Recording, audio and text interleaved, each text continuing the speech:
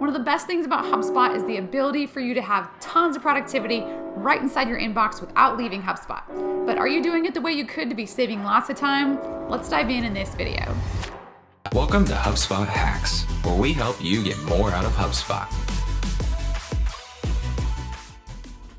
One of the biggest complaints that I hear about sales teams using CRM is it's just another thing to do. And yes, it is one more step, but you know what? Most modern CRMs are actually designed to make your job easier and make you better at the things that you need to in order to keep that stuff in your brain and put it inside a computer.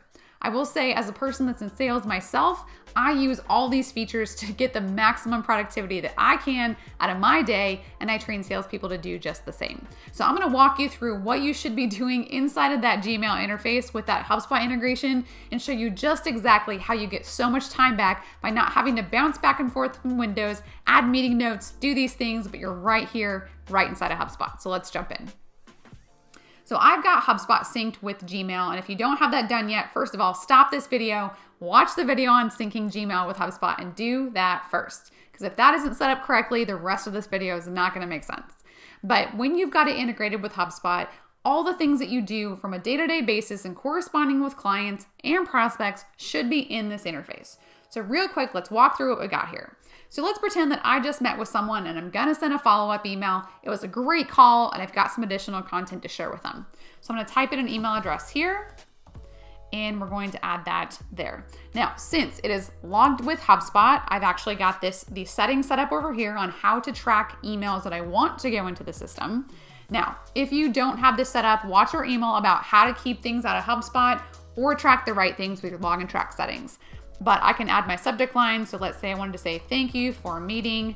Now, this is where things get a little complicated because if you're like, oh, I want to send a follow-up email, but I don't have time. Stop for a minute and think about what are the most common things that you say to someone after you've had a certain type of call.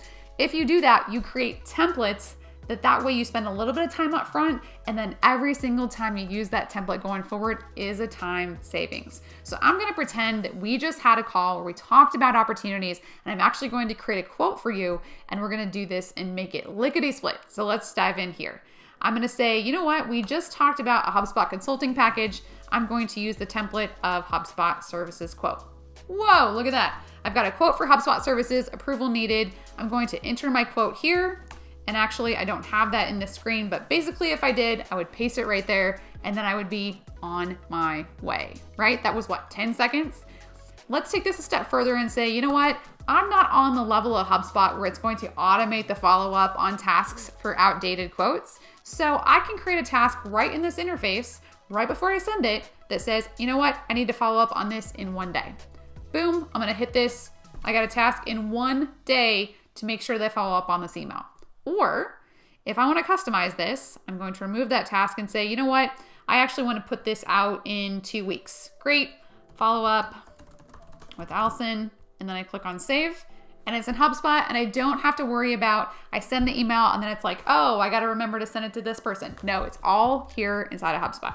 So that's one use case. Now let's pretend that for a minute I have a different use case here and I want to use meetings. So I'm going to say, hey, you know what? Great call. When do we want to meet next? A good salesperson should always schedule their next call on the call. But if you didn't do that, we're going to say thanks and follow up. So I'm going to go into these templates and I have additional templates that I can use inside of HubSpot. So I'm going to view all of them and we're going to go follow up. All right. Follow up on proposal email. We're going to do that here. All right. Thank you for our last conversation about, this is the company name, dynamically inserted. And I'm going to say, let's just change this and pretend this template said something else for XYZ. When works to schedule our next meeting. And then I can simply say, here's a link to my calendar if you'd like to book directly. All right, I'm gonna hyperlink this. Here's a link to my calendar and I click on meetings and then I've got my scheduling links already set up in HubSpot. Boom, I stick this. And then if they happen to click on this, they go right to my calendar and they can book a meeting with me here. Now, some people might say, ooh, that's a little self-serving. It sounds like you're dictating the time. Use the language, play with this. oftentimes I'll say, hey, let me know what works for you, or to make it easier, you can book directly in my calendar, and that way it's super simple and we don't have to go back and forth on email. Again, add a little color to that. Again, or if you'd like to give them some options, this is sometimes just the psychological aspect of, hey, here's 3 options. Which works for you? We get into some of that choice theory.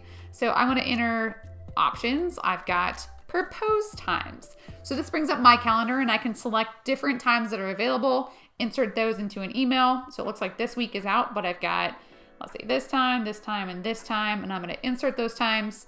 And now they can click on them in the email, and it's really straightforward. Again, when they click and when they book, it goes right into HubSpot. They get a confirmation, you get a confirmation. All that's logged in HubSpot, just like a CRM should be.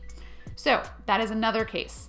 If I minimize this window here, you'll notice that I've got Brett's email up here. I'm gonna add Brett as a contact, and we're going to I'm gonna refresh the template, and I've got an email for here. And let's say that I've got additional information about Brett from this email that I got from him. Now I can go right into his contact record here inside of Gmail. I'm not bouncing back and forth to another HubSpot window. I can update information about the contact. I can update information about his company. I can update the timeline or I can look at the timeline, and then I can update and add a deal right from the screen here and not bouncing back and forth.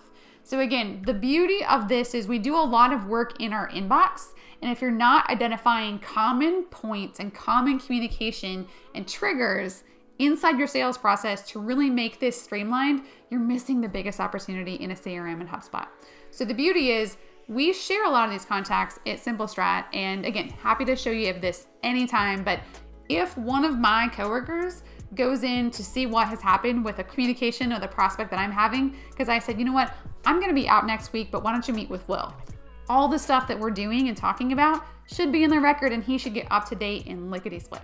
So that is how to save time. All of those things make it really easy as a salesperson to do all your work, track it, and then log it so that you both have reporting as well as historical information to make your job easier.